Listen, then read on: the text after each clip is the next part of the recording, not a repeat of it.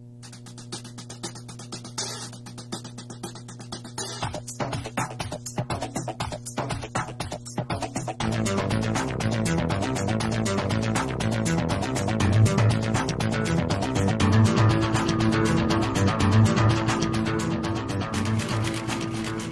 welcome to the New England Job Show. My name is Brian Henchy.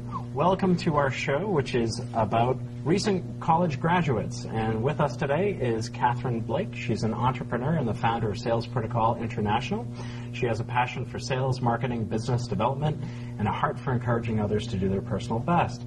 Catherine teaches a unique program for the University of New Hampshire called Selling Yourself in a Difficult Economy. Isn't that an understatement? And that's been featured on WMUR-TV Channel 9, and she's also been a previous guest on the New England Job Show. So, Catherine Blake, thank you for coming and joining us here on the New England Job Show. Thank you, Brian. It's great to be back. Sure. So, of course, recent college graduates, they don't know anything about job searching. They've probably never had a course in job searching, how to get a job, how to behave for getting a job. Where should recent college graduates begin? Well, let me just start by telling you a quick story in terms of how I got into this, because it's really something completely different from my business. Mm-hmm. So I fell into this because I hired a senior who was an intern. I hired a college intern for my company. Mm-hmm. And to make a very long story short, so he was going to be doing some data entry and helping me with some database type work. Mm-hmm. And I kept asking him. He was in the spring semester of his senior year as a business school graduate. And I said, well, what are you going to do upon graduation? He's like, well, I'm not really sure. I love music, and I'm a business grad, but I really want to be in the music industry. Mm-hmm. And I said, well, what about a resume? Who are you targeting? He didn't have a clue. He had no idea where to begin. Mm-hmm. And he was a very nice young man, but just had really no guidance, no direction. Mm-hmm. So at the end of the internship, so we spent the entire semester, all I did was work with him. And at the end, when they called me up to say, how did he do? And I had all this paperwork to fill out. I called up the university and said, you know what? This young man's about to graduate with a business degree, and he's not ready. I think we need to come together and come up with some ideas in terms of how to better prepare college students. So and that was actually your idea, to get your own course into the university. And you know what? It wasn't even intentional. It was just, you know what? I want to come in and talk to you. Wow. And we sat around a conference room table, and I'm like, well, maybe I can, do a seminar, or, I'll come in and do a free workshop. And they were like, well, maybe we really need to consider this as curriculum. And as we discussed before the show started, I went to Northeastern University, which most people know has a co-op program. Right. And we never learned anything about interviewing techniques or skills or anything like that. So despite having a lot of experience doing interviewing, we never actually took a course in how to find a job and how to interview, et cetera. Right. So the University of New Hampshire, the Whittemore School of Business and Economics, they're visionaries, and they looked at this concept and they said, you know what, really, we want our students to land. And we want them to come back and help students and mentor, and this becomes a self-fulfilling prophecy. So they had a vision to do this, and we worked together, and we actually put it underneath the marketing department. So it's now a 4-credit class. It's targeted at juniors and seniors. It's open to any major. So we have engineering students, health and human services, liberal arts, communications, and business school students, and the principles apply across the board. So back to your question. And again, this is at the University of New Hampshire. University of New Hampshire, correct. UNH.edu, right? Yeah, you got it. You got it. So where should they start? Where should they start? What I try to tell students is, step one, you got to get your house in order. And there's a whole bunch of things that go into getting your house in order. One of those things is to obviously put a resume together. But even some of the finer points, like with a resume, you have to PDF it, and it should be PDF'd with your name. I mean, again, these are some of the finer I get resumes that are numeric, .pdf. People want to be able to find you.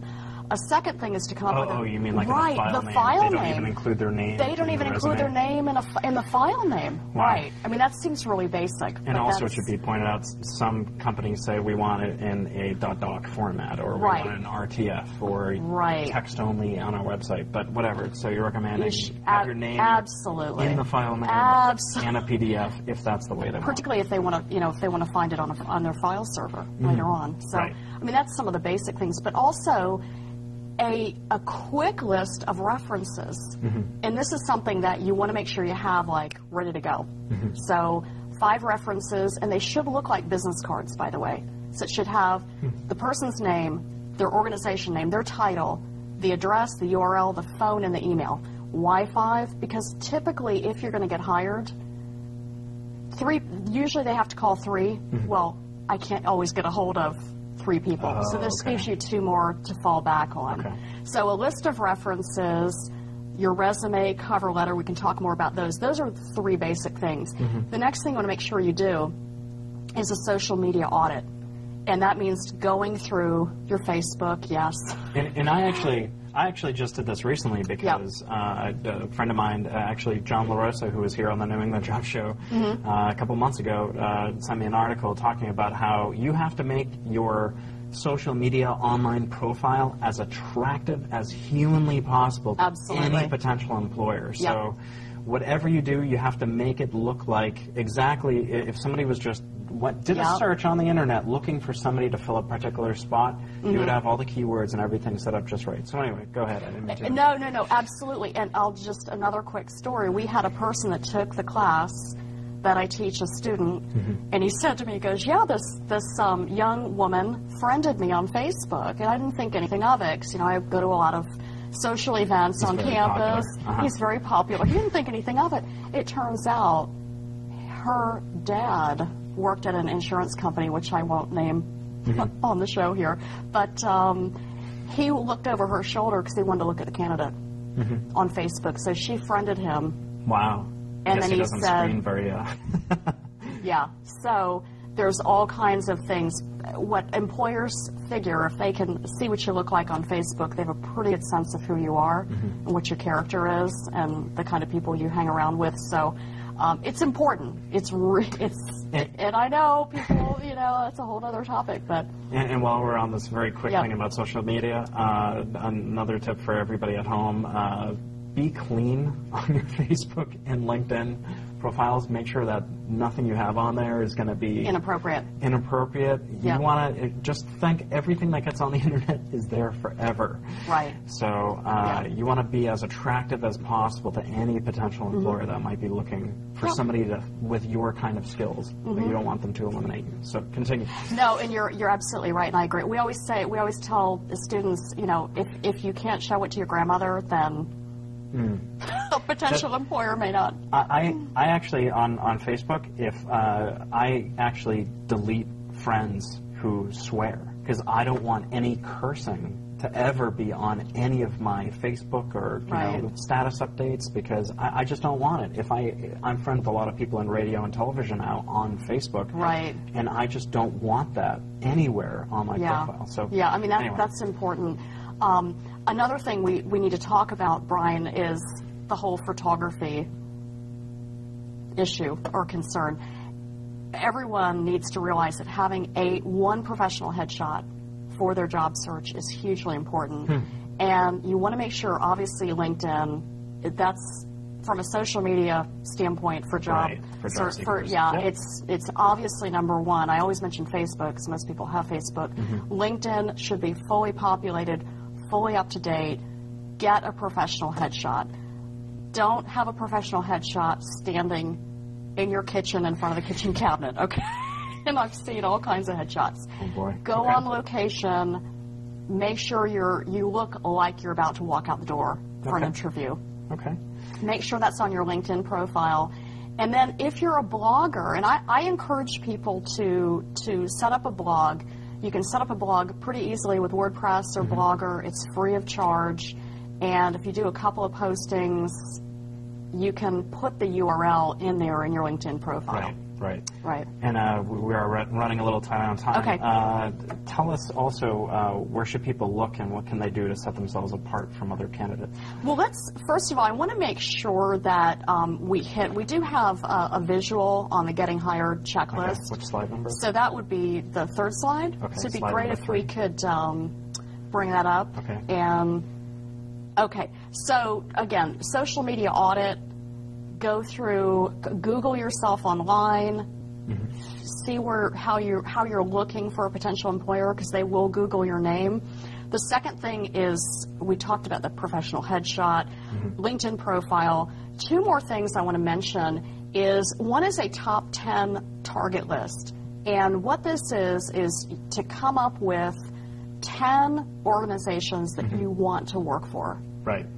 And the way this works is you list 10. I've talked to students who said, I'm really into sports, so I want to work for, I want to work for ESPN, or I want to work for the Bruins, or, pick a sports team. The Stanley Cup winning. The Stanley Cup winning Bruins. So put organizations on your top 10 list. And what you want to do there, create a spreadsheet, really simple, name of the organization, the URL, the address.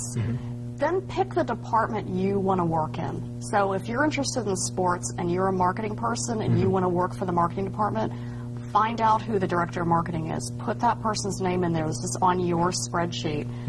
Try to get their email address. How do I get their email address? Well, first you might go through LinkedIn to see if there's a connection to that person. If not, you can Google their name. If not, you can try to get the syntax for that organization, first initial, last name, until you have it figured out. But you want to have 10.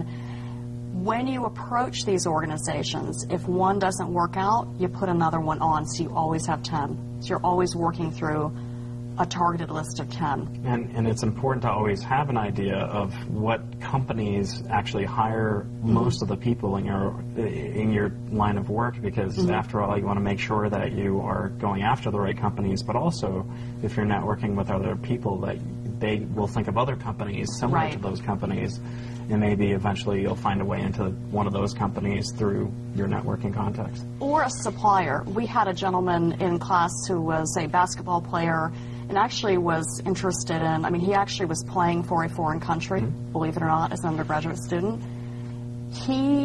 We figured out that he may want to end up working for an equipment manufacturer in marketing or sales, which is a one-off from the actual team. So sometimes if you start in the middle with this 10 list, you can figure out who are their suppliers, who's in the value chain for that target organization, and maybe we can go after one of them. That makes sense. Well, this is amazing info. We're going to talk more with you after the break. Okay. And thank you, Catherine Blake, for joining us. And we will be right back after this quick break here, right back with some more of the New England Job Show. I'm Brian Henchy.